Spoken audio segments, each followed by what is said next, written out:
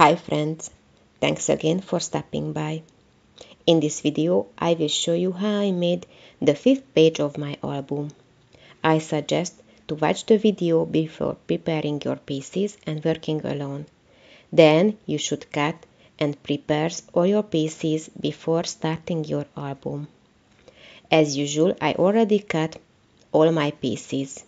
You can find the measurements in the description box down below. In this part, I did everything the same as in the previous video in part 4, just the opposite as before.